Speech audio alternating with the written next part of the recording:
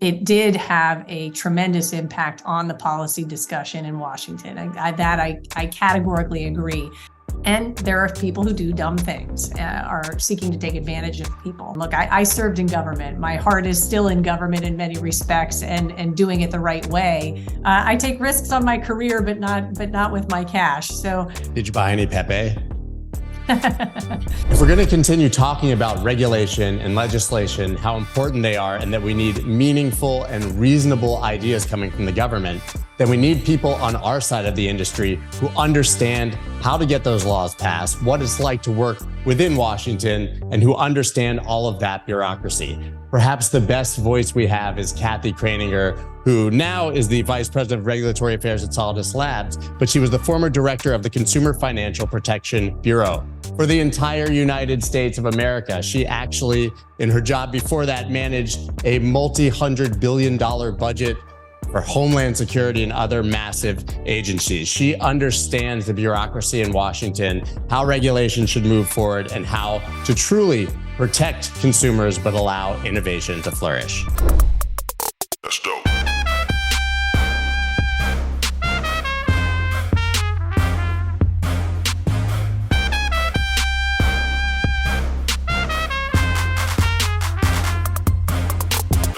But I met you at Consensus on the floor there in Austin with Josh Frank, who must have said 5 times in a row, you have to have Kathy on the podcast. You have to have Kathy on the podcast. So do you want to talk about regulation?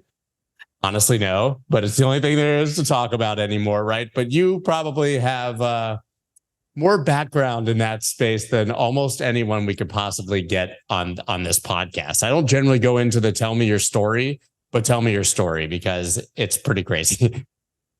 Well, thanks for that, Scott. And it was fantastic to meet you at Consensus, and great lead up to the chance to just get to have a conversation with you. And I thank Josh for that too, because he is definitely one of the friends that I have met on my crypto journey. But I started actually in a long career working for the US government in a variety of capacities.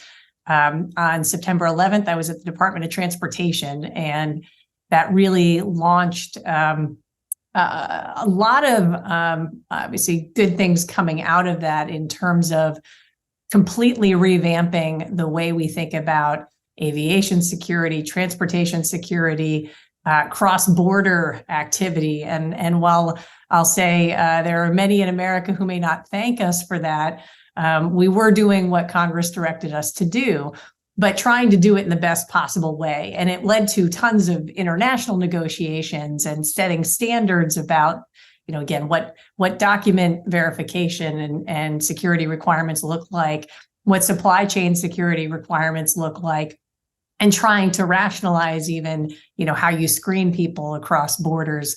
And that was the introduction to me of new areas of regulation and really how you build that and how you think about it. You have to partner with the industry. I mean, prior to September 11th, this screening was actually carried out by the airlines. And it was pursuant to federal direction, but it wasn't, there was a lot of flexibility there for them in terms of how they carried it out. And you had to work with them because the flow of passengers, in fact, is actually very related to how you even can manage that flow. So you get to all kinds of issues around all of the interdependencies of scheduling flights and passenger loads and all of those things. And so it taught me a lot about how you think about government and how those activities in a heavily regulated industry drive a lot of the decisions that businesses make. And frankly, that can help in innovation or that can hurt in innovation.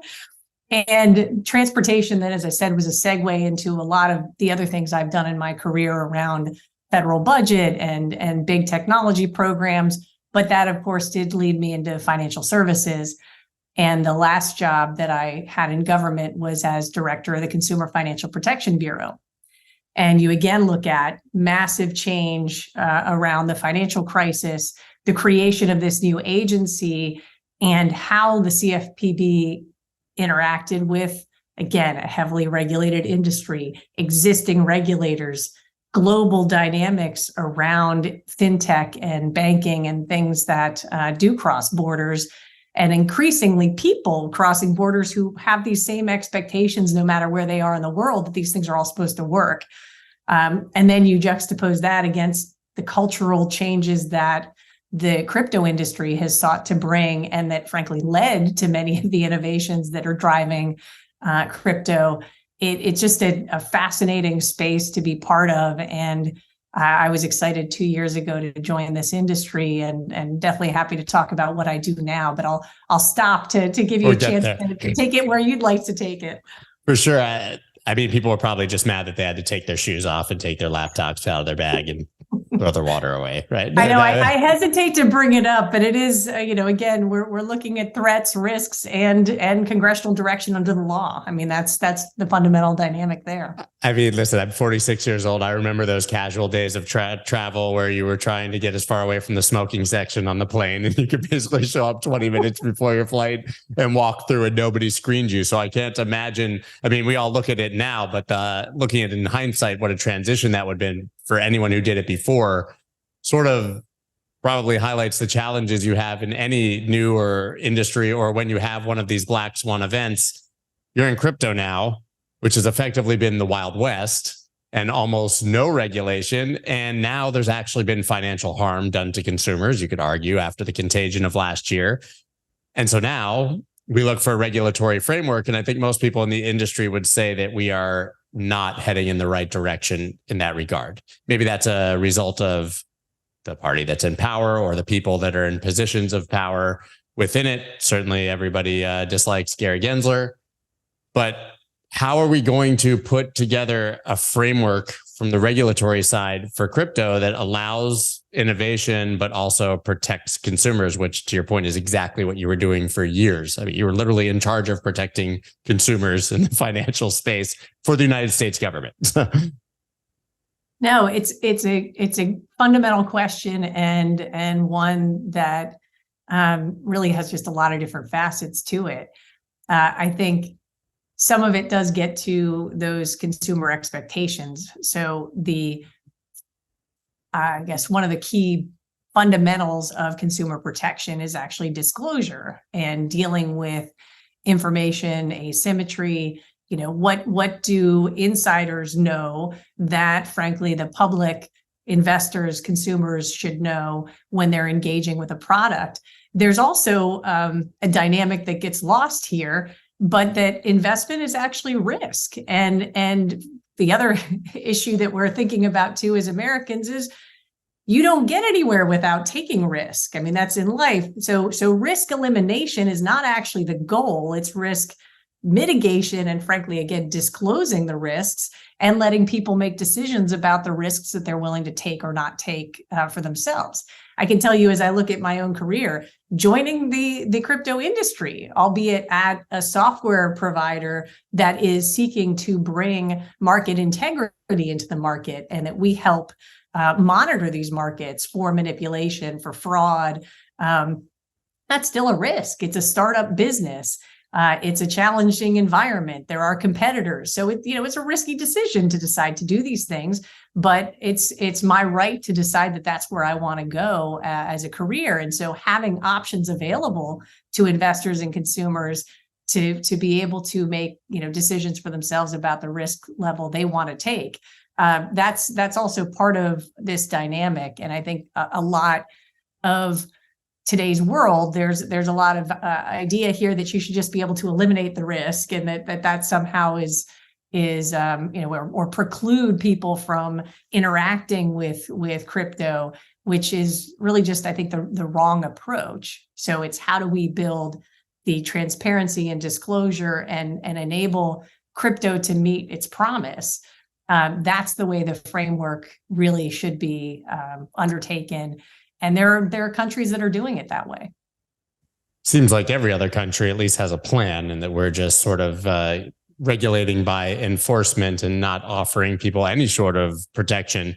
It's interesting to me because the biggest problem last year really was with Voyager and Celsius and all of these, that lack of disclosure and transparency that you discussed. They were marketed as banks, effectively, a number of these platforms, or safe exchanges and custodians.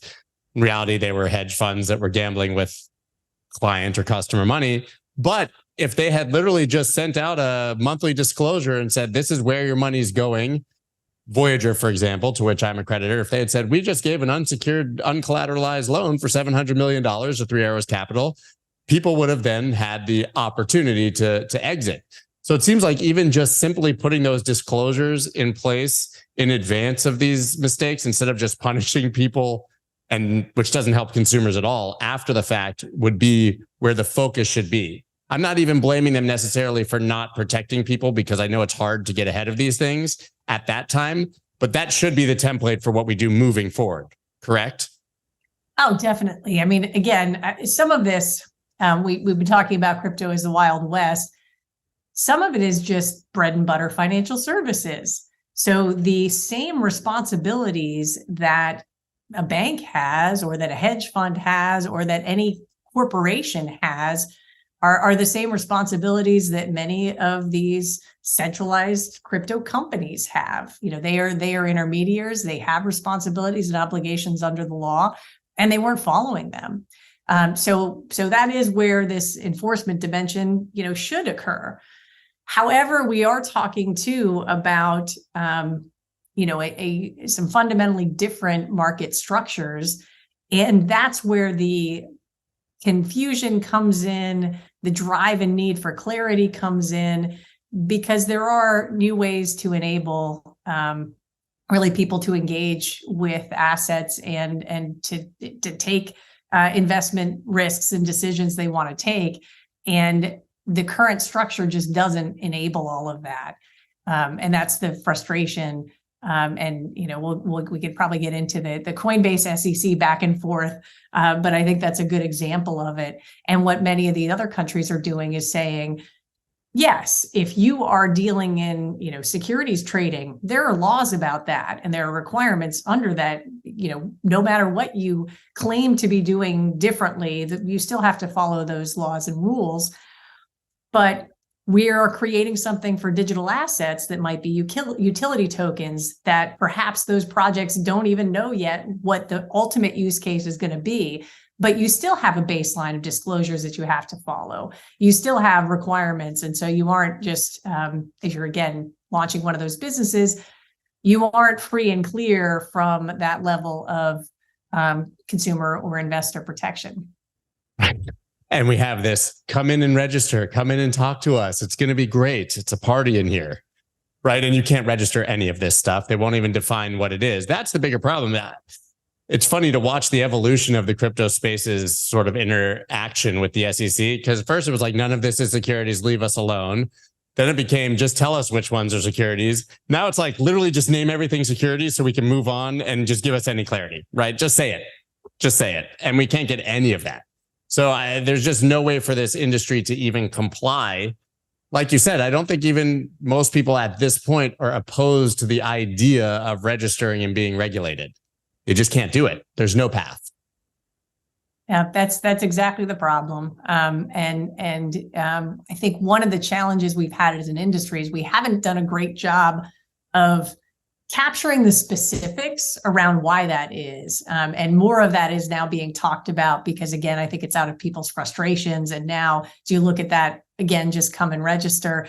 It's not like it's a web form that takes somebody, 20 minutes to fill out. We're talking about hiring a law firm and an army of lawyers and spending millions of dollars and seeking to come up with ways to address what the requirements are, recognizing you can't do it. You can't do it from here. And one of the arguments is around the segregation of duties. I think people understand that and are frankly trying to structure their entities to make sure that custodial responsibilities are met, to make sure that, again, their conflicts are disclosed and are mitigated or addressed when they're not allowed.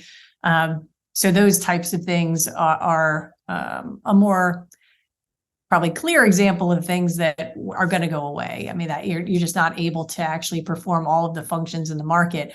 But protections around settlement and clearing. When that settlement and clearing is instantaneous, there's a whole lot of cost in traditional finance that segregates some of those duties to address a risk that immediate settlement and clearing just doesn't even actually provide. There are other risks there, but that is not something that needs to be mitigated, and something that you need to, again, at the end of the day, charge all of us for when we're looking to engage in it in that instantaneous way. And those are the kinds of things that are more specific and meaty and need to be addressed. And that's why the come in and register is pretty disingenuous. Yeah, you speak of charging us all for it. I mean, the American taxpayer is effectively paying for all of these enforcement actions.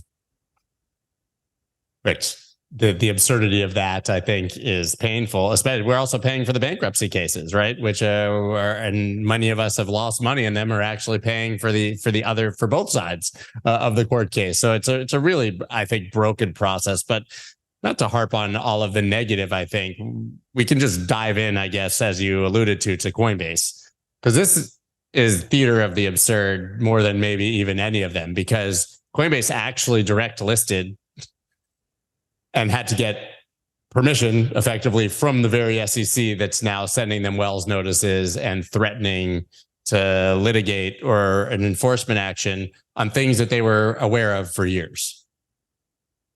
Now, it is a bit of a head scratcher here in terms of the interest in the government of continuing to expand the public markets that have made the U.S. the hallmark for investment and the envy of the world. You have a prominent crypto company that came forward and went through that process, had to disclose all kinds of things to the SEC in that process. And certainly that includes the products that they're, offering to the public, and the path in their business plan, and all of the disclosures that go with becoming a public company. They went through all of that. They, in fact, continue to meet their obligations on that front, and yet, you have this.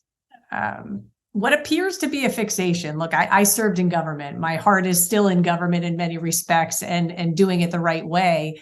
But I really do wonder what's happening here. So you almost hope that they have something that is going wrong there that warrants the amount of attention and resources being expended to take enforcement action. And then you get to also a philosophy of mine.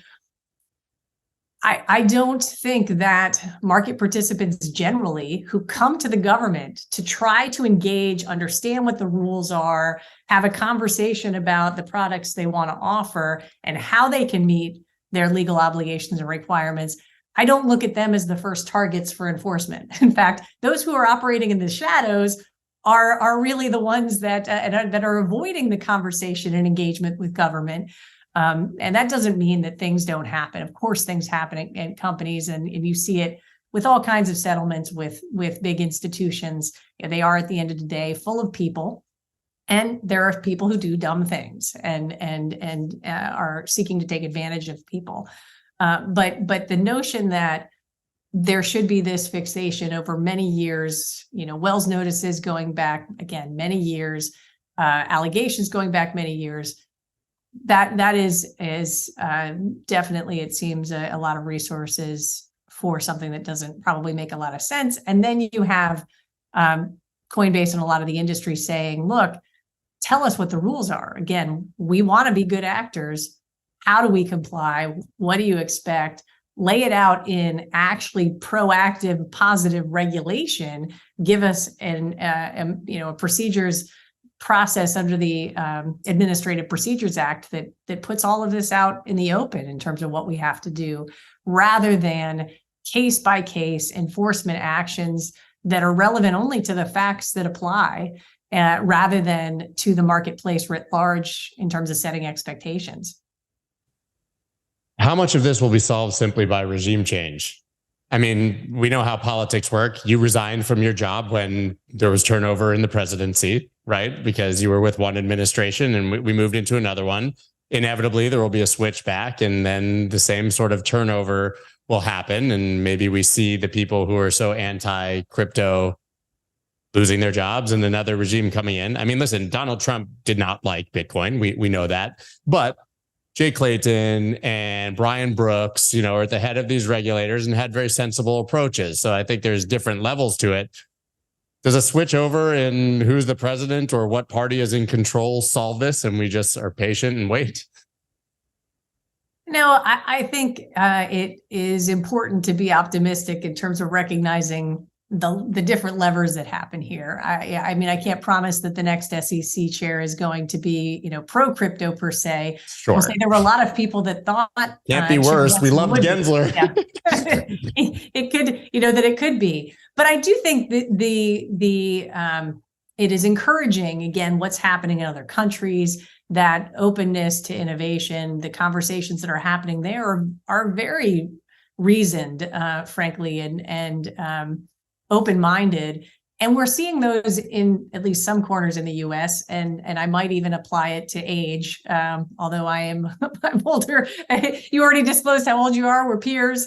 The younger generation coming along on Capitol Hill, you see it is bipartisan. And that's the one thing that I have certainly tried to do, and I think the industry has tried to do, is keep it a bipartisan issue, an interest in innovation, absolutely an interest in protecting consumers the right way and having disclosures and transparencies, but recognizing that the current system doesn't work for everyone and doesn't have to remain the baseline in the way it is. We do see a lot of cost in the system and a lot of intermediaries who are making a lot of money off of consumers along the way in ways that facilitating transactions on blockchain just eliminates all of that. So I think there are new ways to do things, and you've got, again, largely younger members, but I'll at least say more open-minded policymakers across the board interested. And the last breath I'll say on that is what's happening in the States. Yeah. As much as so many people thought the bit license was overkill in the industry, people are now pretty excited about Adrian Harris's leadership and DFS really saying, hey, there's no reason to drive this stuff offshore. We have a regime, we're committed to it, and we have an open door for the industry to come and talk to us. Well, it's interesting. A year ago, you would have probably had a different take on the political situation in crypto. It seemed like it was far more bipartisan. You had Miss Gillibrand, obviously, proposing legislation, and Joe Biden saying, let's, get on top of this with an executive act. Maybe that was more sinister than it looked at the time. But either way, it feels like FTX, SBF, because he was sitting down with these politicians and regulators, they got egg on their face, they're embarrassed. It seems like, to me, that's what utterly changed the tone. And now it's become partisan, which to me is extremely sad for all the reasons that you sort of laid out. I mean, a free financial system that empowers poor people who don't have access to legacy financial services should be a progressive talking point, not something that they're raising an anti-crypto army over. Well, I will say that the progressive side of this is a little bit of a head scratcher for me too. Well, you've gotten Elizabeth warned before, just like our industry, right? So yes. I am not sure how that got so nasty, but it was nasty before FTX. And I will say it is true too that frankly, all of us feel how could we have missed that amount of fraud? But again, remind ourselves that this does happen in traditional finance. There are bad people all over the place, and it's all about good people actually stepping up and doing something about it and calling it out where you see these things happening inside companies. And so it was a massive fraud on many scale, on a major scale, and there are a lot of investors who were hurt along the way. It did have a tremendous impact on the policy discussion in Washington. I categorically agree. But I have heard so many people keep saying this has taken a partisan turn. I mean, maybe I've been in Washington too long and seen too many things that I truly thought were partisan. I don't think crypto is actually partisan yet. I mean, you see it in the hearings more recently too. There are Democrats down the dais who are interested 100%. in understanding it better, are actually pro digital asset innovation, and want to see the right consumer protections put in place, and want to see the right system enabling this going forward. And I think recognize what many of us have been saying all along. Again, you push it offshore, you're not actually protecting Americans, because people want to access these products and they will. services, And they will. and they are. And so they're doing it without the protection of a US generated regime. And that's the fallacy. It's the truth of the internet is you actually cannot stop people from accessing it. The goal is to give them a safe environment in which to actually engage with it. And so that's recognized. And, Lummis Gillibrand are going to reintroduce. We have still interest from Ranking Member Waters now, and former Chair Waters. So there is engagement there. But politics underlies, of course, everything in Washington, and more in society than I think it should. But there are still people who are trying to do the right thing here, and continued education only helps that. Yeah, I think being more clear, I think the optics are partisan because the loud voices on each side are one or the other, but that's never probably the reality when you actually dig in. And there were, as you said, plenty of pro-crypto Democrats. I just think their voices are a lot quieter. That's very true. Six months later. There was this brief time, I think, where there was reputational risk not to have a position on this. And now it's flipped back to there might be reputational risk to have a position and come out in favor. So they largely probably just remain quiet and hope their constituents aren't too passionate about it. But I want to talk about what you're doing now, because we sort of alluded to the fact that there are a lot of bad actors in this space, and there is a lot of fraud. And the more that's amplified, obviously gives them sort of more ammo for the crackdown, but you're trying to track and stop that to some degree. Can you talk about exactly what you're doing and how that works? Definitely. And that's, why I was so excited to join Solidus Labs. So we are a risk monitoring company. We serve all kinds of market participants, from the centralized exchanges, broker dealers, market makers, DEXs, and regulators as clients. And so it's really taking our expertise in trading behavior. Fundamentally, that's what it is. Looking at the activity and saying, what is happening here. We have a capability that we acquired I guess now it's actually getting close to 2 years ago, but in tokensniffer.com that many in the crypto world know, because they utilize it as a retail service. It's actually free. If you're looking to buy this new token you just heard about that's available in DeFi, and you want to see whether or not it's a scam, is it a rug pull? You can actually enter the address into Token Sniffer and get a report back about that. So we make those hard rug pulls or those code level scams just available to investors writ large. We also have that on a larger scale and have developed quite a bit of feeds of that into our core product called Halo.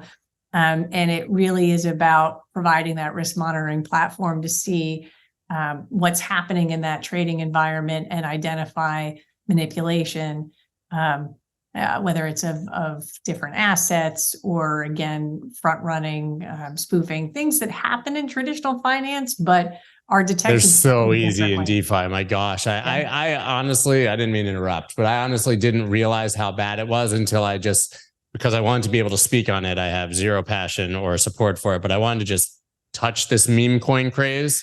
Go in, buy a couple of these launches, and everything is being front run by these MEV bots. That's what's trading these things. It's completely wash trading for small profits by bots that are front running your orders. I mean, it's a completely broken market. And so it's no mystery that this does need some sort of regulation or some sort of structure. I mean, did you ever think before you were doing consumer protection, you were effectively managing like $250 billion budget for Homeland Security and the biggest agencies in the United States. And now we're talking about rug pulls of frog memes. No, it is actually fairly ironic. As you noted, when I was at the Office of Management and Budget and on the Hill, I had, literally hundreds of billions of dollars in my care in terms of how we think about that and budget for it, and looking at again, real people being harmed. I think it is interesting, the culture of DeFi, because people still have a mentality, and maybe some of it is a pretty speculative mentality. Well, I may know that this is probably, again, wash trading or something else, but I can get ahead of it. And so you have that individual consumer looking to invest when they're competing with all of those bots, as you said. It's like you can't actually win in that scenario, but there are definitely people who think they can. And how we keep that clean or give them a place to actually have a safer environment, that's again what we're trying to build at Solidus as we look at new tools and capabilities in DeFi. And you need industry to come up with the ways, what is appropriate behavior, what is not appropriate behavior in many respects, before regulators can come in and say that's illegal. There is a line here. Some of it is in fact legitimate arbitrage. Those are legitimate strategies, and then a lot of it is not. To your point. Yeah, I mean, at least when you go in a casino, you know that the house has the edge, and you've accepted that you're going there for the party and the free drinks, right? I think the problem is that a lot of people walk into these things and believe they're investing in some legitimate asset, and it's really just something that was launched for these bots to take their money, right? But I think that's also a very echo chamber. Very few people are participating in that. Right. I don't think there's that many people who are on Dex Tools or one of these and looking for the next big frog launch. And it's a very small part of a very small community.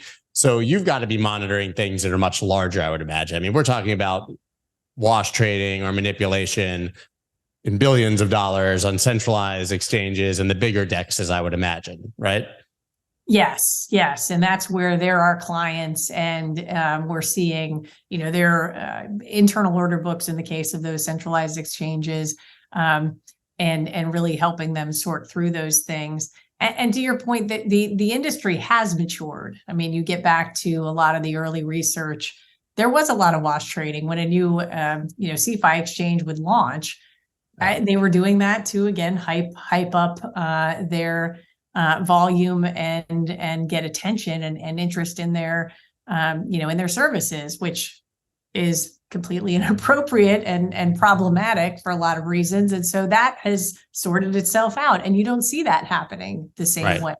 And that's some of the new products in DeFi too. Again, they're engaging in that activity, and that's what needs to start kind of pushing out. But then you do see, again, more sophisticated types of scams and manipulation. We actually have a report we're going to put out in about a month on market manipulation and crypto writ large. And so I'll admit I've gotten some previews and pieces, but I'm very excited to see it. It's the number one question I get asked by regulators too. Like, what are you guys seeing, and how can we think about this? And so what are you seeing? And then an answer to that in terms of how we think about it is where we need to go. But again, calling out this behavior, pointing it out to people, that's an important part of what good actors in the space need to do.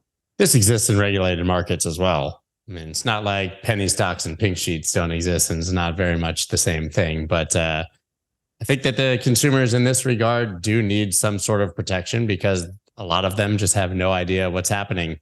And so it's interesting you said the wash trading is largely gone, because that was a massive narrative even until the last year or 6 months, I think. Do you think that's because centralized exchanges, at least the bigger names, view themselves now as under a much larger microscope, and basically it's just not worth it? Like they can't get away with it? Because interestingly, we knew that they have a lot of external market makers, which exist in legacy markets as well. But now we're seeing those market makers exit the United States.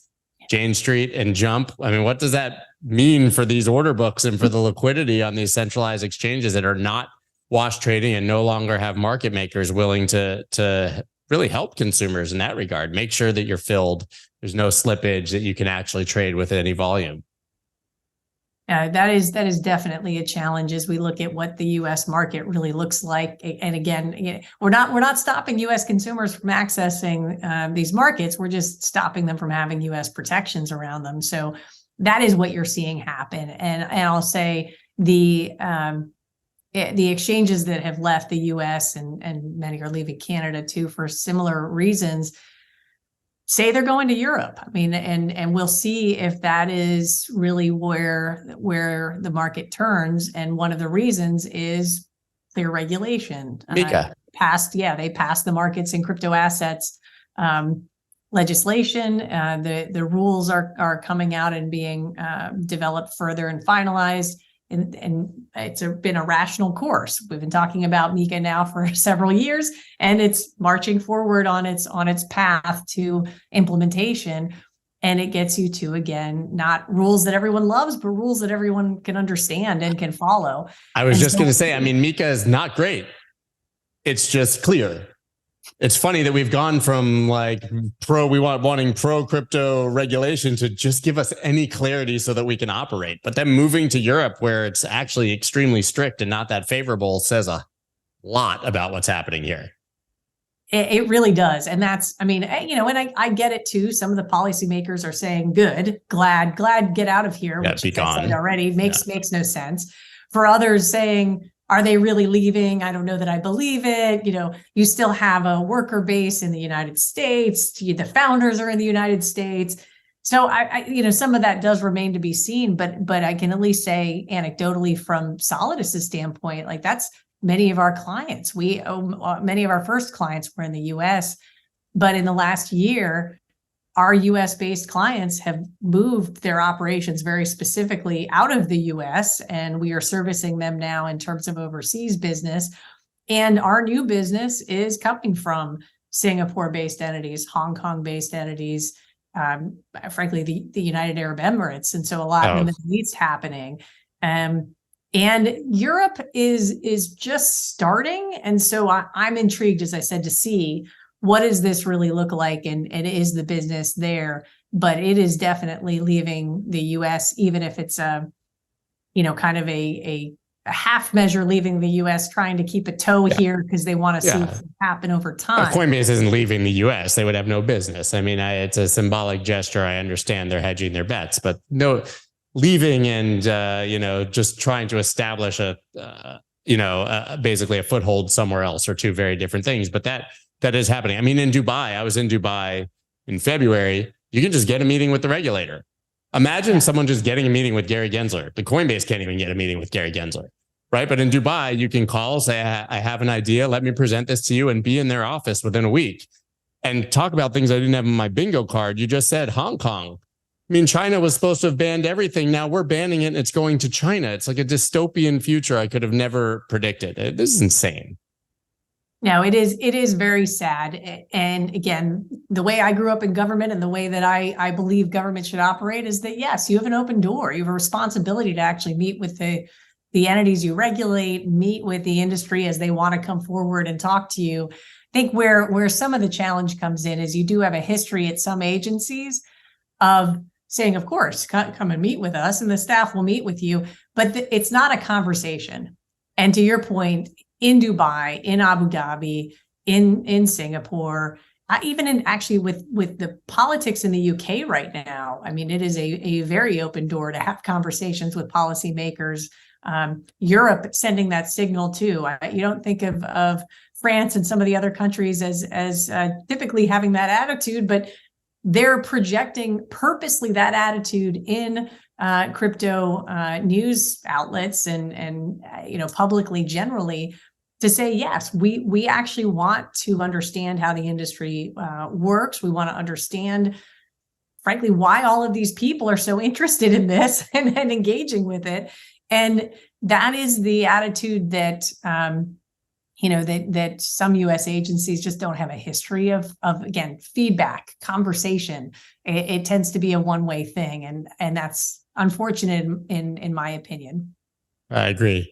If you were the chairperson of the SEC, what kind of rules would you be putting in place? Where's the happy medium?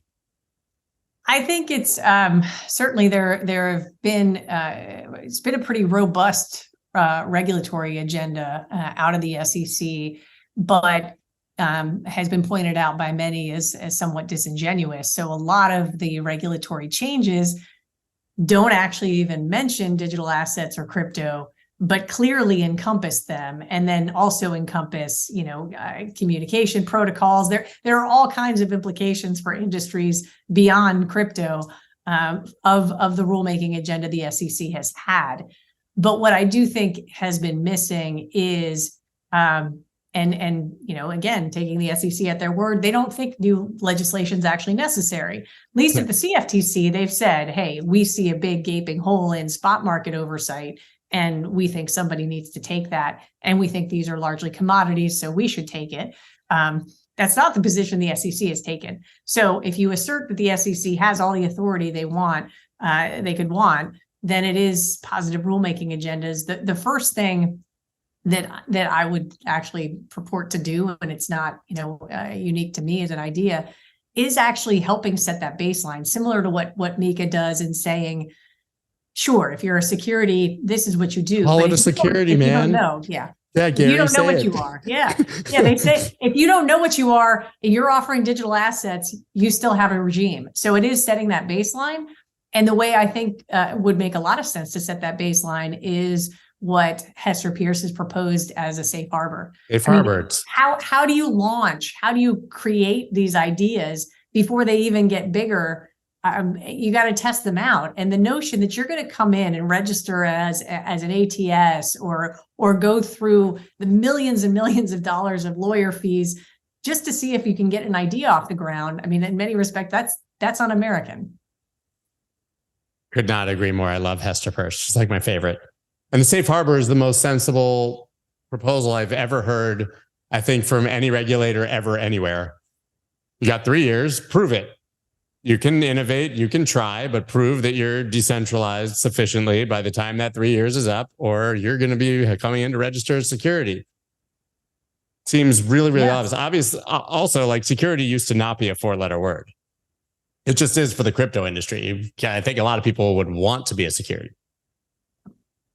And many of them, I mean, and even Hester has said it too. So many of these things, there are securities. And so it's a question of what exactly is the investment contract? Is the token tied in the investment contract? Again, other things that could be made much more clear rather than just asserting that tokens are securities as a backdoor in enforcement cases, just, where that's not proven. I mean, that also is something that, pretty disingenuous. I love how the SEC just randomly lists like 8 to 10 tokens in every enforcement action and deems them securities out of nowhere.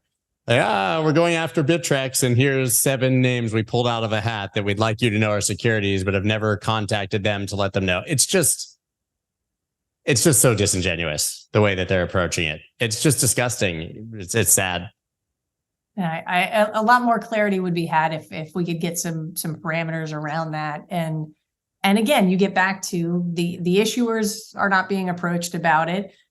You're talking about tokens too that have been issued a long time. So you're now talking about tokens that are listed in many locations where the exchanges say we did due diligence. We don't intend to be trading in securities. So help us understand, why this is, and that needs to be addressed, definitely. And unfortunately, I think Congress might be the only one who can address it. Or to your point, again, there could be an SEC leadership transition that addresses more of this too as the markets become more mature. Yeah, I mean, one day we're going to need some clarity from lawmakers for sure. I mean, I think the people who defend Gensler say it's sort of if the only tool you have is a hammer, everything looks like a nail approach. And if they don't have any more clarity, they're just going to keep on hammering. But I want to go back to Solidus because it seems like you're solving quite a few problems. The grand vision over the next few years, I mean, how much of this fraud or manipulation or bad acting can be solved by companies like yours? I mean, can we effectively clean up this industry to the point where we're not so much under the microscope of these regulators and legislators who dislike us? I certainly think so. I think, again, part of that is ensuring that you have the right incentives and that players, want to create that ecosystem too. So, and you have that. Again, across the globe, there are the exchanges, the broker dealers, the market makers who want to actually operate in a regulated space. And we have dark markets in the real world, so to speak. There are many of those types of things, but what the regulated markets have are clear bounds and parameters, and consumers and investors know where they're operating.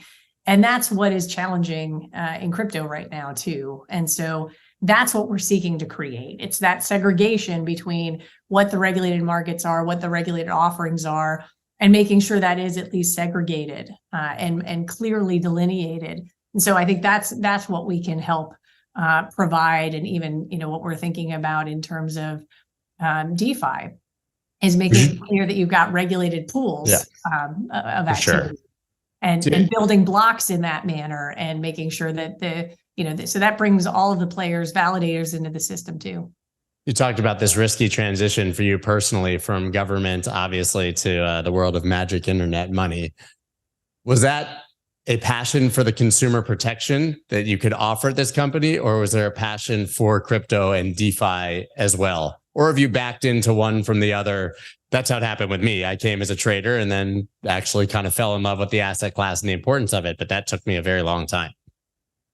No, I think it's a passion for innovation and doing it the right way and seeing the benefits be realized. And in many respects, I think government gets in the way more than it should. And so I really feel like with my career, I'm uniquely positioned to help facilitate that. And as I said, found a company where that is definitely the mission. And there are smarter ways to go about consumer protection. But as I said, it's about sunlight. It's about actually having that transparency, having disclosure, having clarity, and a passion for all of that definitely led me to seeing the benefits of kind of the way what crypto's vision is, frankly. And we know it hasn't been realized fully, and that's that's part of the progression. Did you buy any Pepe? No, I'll admit I stay away. Me either. I stay away. I wanted to see your face if I asked. Since you're so passionate for DeFi, do you buy frogs? That's worth though asking. So it is worth asking. You're in a world where we're trying to look serious. And we're trying to work directly with regulators and legislators who think this is a massive casino. And then all of a sudden we're launching 1,000 tokens a day based on frog memes that have no value and are clearly majority, not all, scams. And are we shooting ourselves in the foot here? It is definitely a challenge and a challenging environment to have these conversations, because there's a part of me that doesn't understand it. I mean, but frankly, I'm a conservative person when it comes to my own money. I always have been. I take risks on my career, but not with my cash. So, a lot of the things that other people buy, I see no interest in, but I see their right to buy it. And so again, as long as the conditions are clear and they are not being defrauded, they have the right to spend their money how they like to. I mean, I'm not a big gambler either, but that is a legal activity, and that is something that people enjoy. And as you said, for lots of reasons, including the free drinks. So that's something that they can, decide to put their money against. Perfect. Well, is your belief that we will get a clear framework here, or do you think we're just going to kind of exist in the gray? I mean, I would like to say that it's hard to predict the future. So, 2 years, 4 years, 10 years, I think we get there, but I just can't believe still, I hate to just harp on the same points, that we're seeing it everywhere else and it's just not happening here. And we're supposed to lead in these areas.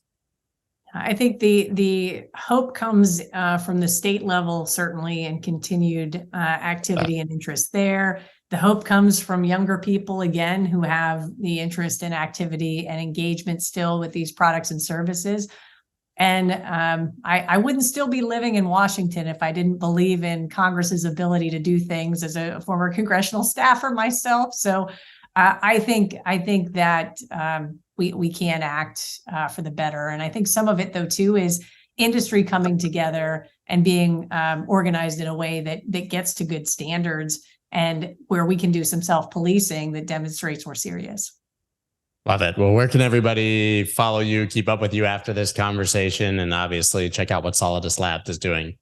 Absolutely. So definitely, I'll admit I'm more old school. So I'm definitely active on LinkedIn more than Twitter. The company though is on LinkedIn and Twitter, and Ken Arad is on Instagram. So we've got lots of, even our DeFi team being on all the other channels that are out there too. So great to have this conversation with you, Scott. Thanks for having me on. I do have one more question. Would you ever go back to government? There aren't that many jobs left that I find interesting. So at this point, we'll see. It remains to be seen. We need you on our side anyways. So we don't have that many people that understand the bureaucracy, I think, and what's happening there fighting for us. So please stay on our team. Thank you so much, Scott. Thanks, Kathy. Yeah. That's dope.